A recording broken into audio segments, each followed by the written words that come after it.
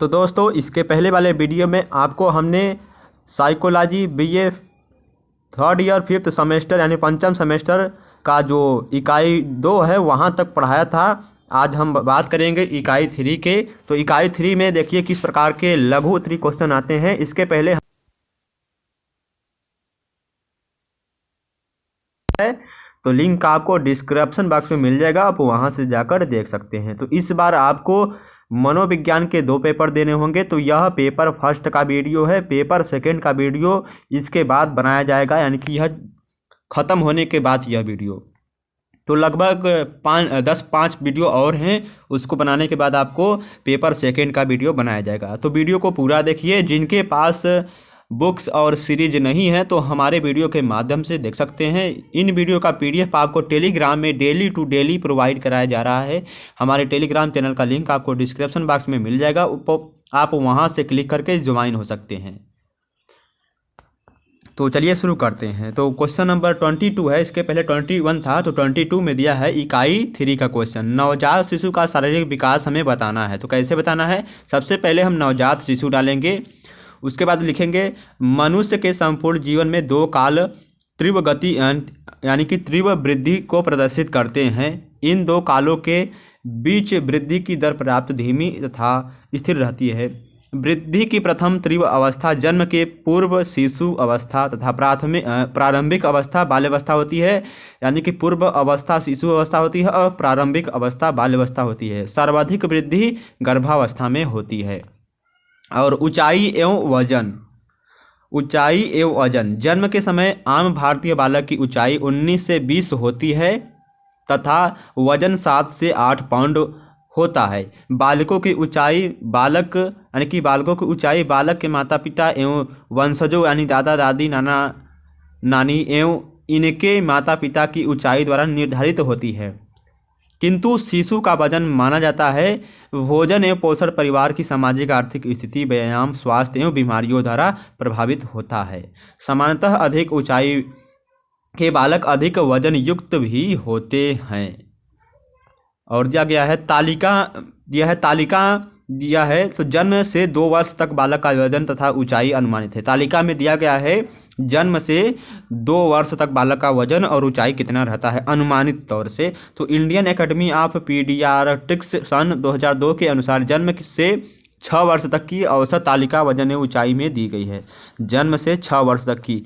तो यहाँ पर दिया गया है आयु दिया है जन्म के समय 3 माह का जब होता है तो लड़का, यहाँ पर दिया गया है जन्म के समय दिया है जन्म के समय तो लड़का 5.4 औसत ऊंचाई होती है, लड़की 5.3 औसत ऊंचाई, और लड़का औसत वजन कितना होता है 3.1 और लड़की 3.2।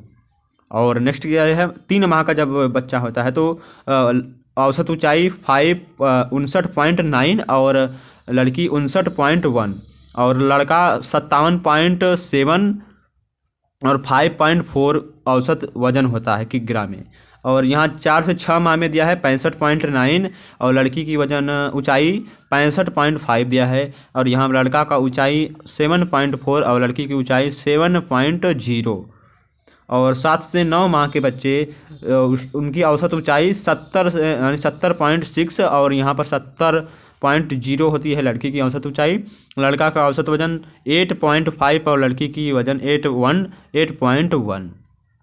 चलिए 19 से 24 माह तक देखते हैं। 19 से 24 माह तक का जो लड़का होता है उसका औसत ऊंचाई 86.0 होता है और लड़की की 85.0 होता है। और लड़का का औसत वजन 11.9 होता है और लड़की की वजन 11.6 होता है। और दिया गया है यहाँ पर दिया गया है 3 माह के बालक की लंबाई में जन्म की लंबाई की तुलना में 20% की वृद्धि होती है।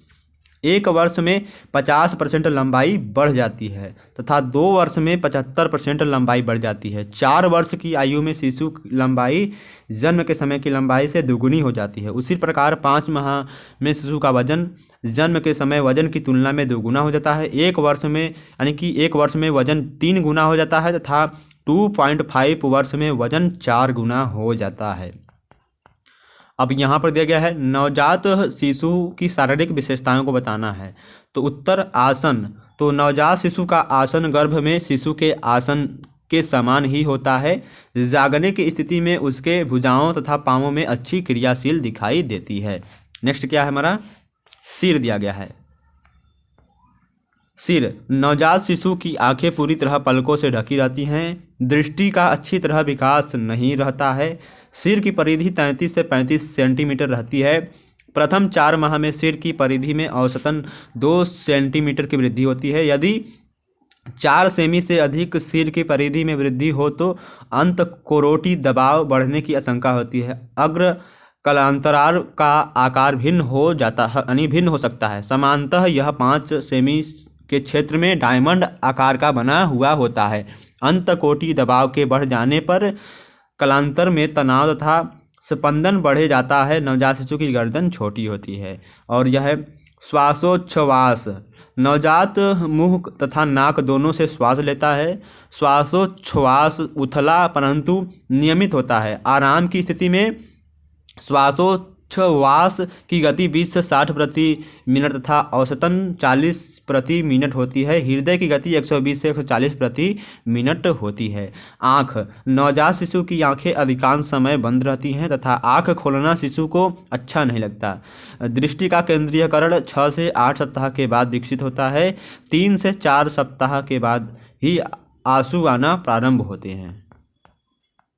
आगे क्वेश्चन यानी कि आगे पॉइंट है, जिह्वा जुड़ी होना। इसमें जीभ का निचला हिस्सा निचले मसूड़ों के आंतरिक भाग से पेशियों के एक पट्टे द्वारा जुड़ा रहता है। इसके कारण जीभ की ऊपर तथा मुंह के बाहर ही हलचलें ठीक से नहीं चल पाती। यदि अधिक भाग जुड़ा हो तो आगे चलकर बोलने में असुविधा होती है तथा तुतलापन पाया जाता है। नेक्स्ट क्वेश्चन हमारा दिया गया है क्वेश्चन नंबर 24, सामाजिक विकास को परिभाषित कीजिए। सामाजिक विकास से आप क्या समझते हैं? उत्तर, सामाजिक विकास का अभिप्राय है व्यक्ति के यानी कि व्यक्ति में उन सभी समायोजनात्मक गुणों का विकास होना जो उसे समाज में कुशलतापूर्वक जीने के लिए आवश्यक हैं। इस दृष्टि से सामाजिक विकास की परिभाषाएं इस प्रकार हैं। तो पहला, शिक्षा का कोष एक सांस्कृतिक परिवेश में उत्पन्न एक जातीय व्यक्ति के लिए सामान्यतः सामाजिक व्यवहार, भावनाओं, अभिवृत्तियों और मूल्य में जन्म के मरण तक के प्रगतिशील परिवर्तनों की संपूर्ण श्रृंखला किसी व्यक्ति का समाज से उचित संबंध स्थापित करने के गुण का विकास होता है, शिक्षा का कोष। और यह है बी कुप्पू स्वामी के अनुसार सामाजिक विकास की वह प्रक्रिया है जिसमें सामाजिक संपर्क से परिपक्वता की दिशा में प्रगति के दौरान घटित होने वाले गुणात्मक और परिभाषात्मक दोनों ही प्रकार के समस्त परिवर्तन होते हैं। तो इस तरह से हम सामाजिक विकास को परिभाषित कर सकते हैं। नेक्स्ट क्वेश्चन है, शैशवावस्था में सामाजिक विकास की विशेषताएं क्या हैं? तो शैशवावस्था में सामाजिक विकास की विशेषताएं क्या हैं? तो शैशवावस्था में सामाजिक विकास, तो हेडिंग था, तो जन्म के समय शिशु में सहज क्रियाएं होती हैं। कौन सी क्रियाएं होती हैं? सहज क्रियाएं होती हैं। धीरे धीरे उसमें सामाजिक अनुक्रियाएं उत्पन्न होती हैं। सामाजिक विकास की अवस्थाएं इस प्रकार हैं। पहला है, जन्म के 3 माह तक शिशु अपनी माता तथा परिवार के लोगों पर नज़र जमाने लगता है। जन्म के 3 माह तक यानी जन्म होता है तो 3 माह तक जो शिशु होता है अपनी माता पिता तथा अपने परिवार पर नज़र जमाने लगता है। फिर दूसरा पॉइंट है, 5 माह की आयु तक शिशु दूसरों को देखकर मुस्कुराता है, यानी कि 5 माह तक जो शिशु है दूसरों को देखकर मुस्कुराता है। इस तरह से आप शैशवावस्था में सामाजिक विकास को परिभाषित कर सकते हैं। यह लघु उत्तरीय क्वेश्चन है। तो यहाँ नेक्स्ट क्वेश्चन है, विकास को परिभाषित कीजिए, भाषा को परिभाषित कीजिए। तो यहाँ पर दिया गया है उत्तर, भाषा। तो भाषा का संबंध ध्वनि तथा प्रत्ययों से है। शैक्षिक परिभाषिक कोश में भाषा की परिभाषा इस प्रकार दी गई है, मुखोच्चारित यादृच्छिक और सार्थक स्वप्न प्रतीकों की वह व्यवस्था जिसके सहारे एक निश्चित समुदाय के व्यक्ति परस्पर विचार विनिमय करते हैं। काटस के अनुसार भाषा का अर्थ स्मृति को सहायता प्रदान करना, विचारों को सुबोध बनाना, अर्थों का संवहन करना, आवश्यकता पड़ने पर छिपाना, भावनाओं को प्रकट करना, आवश्यकता अनुसार उन्हें छत्र रूप में प्रस्तुत करना, इच्छाओं आकांक्षाओं को प्रकट करना, दूसरों क्रियाओं को प्रभावित करना अथवा उन्हें नियमित करना, यह भाषा को यानी कि इस प्रकार से भाषा को परिभाषित कर सकते हैं। नेक्स्ट क्या है, डिम्बल के अनुसार भाषा के महत्व को हमें स्पष्ट करना है। तो डिम्बल के अनुसार किसी जाति के भाषा विकास का इतिहास उसकी बुद्धिक विकास का इतिहास है। अन्य प्राणियों की अपेक्षा भाषा के कारण ही मनुष्य श्रेष्ठ है। भाषा तथा सभ्यता का विकास साथ साथ होता है। प्रारंभ में शिशु स्थूल वस्तुओं का ही प्रयोग करता है, बाद में वह भाषा का व्यवहार करने लगता है। शिक्षा का प्रधान उद्देश्य बालक को भाषा का समुचित ज्ञान कराना, यानी कि शिक्षा का प्रथम उद्देश्य है बालक को भाषा का समुचित ज्ञान उपलब्ध कराना। किसी व्यक्ति की बौद्धिक योग्यता का सर्वश्रेष्ठ माप उसका शब्द भंडार ही है। किसी व्यक्ति की बौद्धिक योग्यता का सर्वश्रेष्ठ माप उसका शब्द भंडार ही है, यानी लैंग्वेज, भाषा है। नेक्स्ट क्या है, भाषा विकास को यानी कि क्या महत्व, भाषा के विकास का क्या महत्व है, भाषा के विकास के बारे में उल्लेख कीजिए। तो पहला दिया गया है, तो भाषा का विकास व्यक्ति को इसे योग्य बनाना होता है, यानी कि भाषा का पहला महत्व है कि भाषा का विकास व्यक्ति को इस योग्य बनाना है, मतलब बनाता है कि वह समाज में अपनी बात रख सके, दूसरों की सुन सके। हरलाक ने इसे अन्य व्यक्ति के साथ बात करने की योग्यता माना है। दूसरा है, भाषा का अस्तित्व ही सामाजिक संबंधों का मूल आधार है। भाषा का अस्तित्व ही सामाजिक संबंधों का मूल आधार है। भाषा सभ्यता तथा संस्कृति का प्रतीक है। नेक्स्ट है, भाषा ही ज्ञान विज्ञान को विकसित करती है। ये इस तरह से हम भाषा के विकास के महत्व को बता सकते हैं। नेक्स्ट क्वेश्चन है, शैशवावस्था में भाषा विकास किस प्रकार होता है। भाषा विकास की विभिन्न अवस्थाओं के बारे में बात कीजिए। तो शैशवावस्था, क्रंदन बालक की पहली ध्वनि है जो उसे मुंह से निकलती है। यह ध्वनि स्वर यंत्रों से अपने आप निकलती है और इसे सीखने की आवश्यकता नहीं होती है। लाइनिप तथा स्टुअर्ट के अनुसार शिशु पहले 2 सप्ताह में अकारण ही रोता है। इस अवस्था में आंसू नहीं होते, परंतु उसकी श्वास क्रिया अनियमित हो जाती है, नाड़ी की गति में वृद्धि हो जाती है, शरीर लाल हो जाता है और मुट्ठियाँ कस जाती हैं। क्रंदन के अनेक कारण हैं, भूख, प्यास, बेचैनी, कपड़ों का चुभना, थकान, भय आदि। यह क्रंदन के प्रमुख कारण हैं। इस तरह से भाषा में शैशवावस्था में भाषा के विकास को प्रभावित कर सकते हैं। नेक्स्ट क्या दिया गया है, किशोरावस्था में भाषा की विशेषताएं बताएं। तो उत्तर, किशोरावस्था तक बालक का भाषा विकास पूर्ण हो जाता है, यानी जब तक किशोरावस्था आता है तब तक जो बालक है उसका जो भाषा है, लैंग्वेज है, उसका यानी कि ज्ञान पूर्ण हो जाता है। शब्दों के निर्माण के साथ साथ वह पढ़ने लिखने में रुचि लेने लगता है। इस अवस्था में लड़के जासूसी एवं रोमांचक साहित्य का पाठन करते हैं, लड़कियां सामाजिक तथा रोमांटिक साहित्य पढ़ने लगती हैं। नेक्स्ट क्वेश्चन है, भाषा विकास की एक प्रक्रिया के रूप में प्रयत्न एवं भूल को स्पष्ट करना है। तो प्रयत्न एवं भूल हेडिंग, भाषा सीखने की दूसरी प्रक्रिया है प्रयत्न एवं भूल। बालक बार बार गलत उच्चारण करता है और उसे शुद्ध कराया जाता है। डेसियल के अनुसार पहले यह बताया जाता है कि बालक केवल उसे सुनते हुए शब्दों का ही अनुकरण करता है, यानी कि सुनते हुए दूसरों का नकल करके ही उस शब्द का अनुकरण करता है। अनुकरण का सिद्धांत अनेक कारणों से मनोवैज्ञानिक नहीं मानते। यदि शिशु ध्वनियों या शब्दों का अनुकरण करता है तो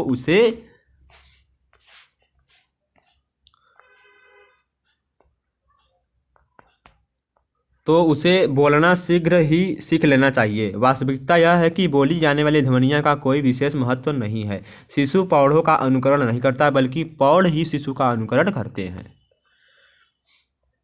नेक्स्ट क्वेश्चन है, भाषा विकास की एक प्रक्रिया के रूप में संबंधता और प्रेरणा को स्पष्ट करना है। तो संबंधता, तो भाषा सीखने की तीसरी प्रक्रिया है संबंधता। पाल्लव और किंडलर और मार्कीवर्स, रागरैन और बीज आदि ने इस पक्ष की पुष्टि के लिए अनेक प्रयोग किए हैं। यह निष्कर्ष निकाला है कि ध्वनियों की संबंधता से ही शब्द बनते हैं। ध्वनियों की संबंधता से ही शब्द बनते हैं। इस प्रकार वह अपने वातावरण में भाषा की संबंधता सीखता है।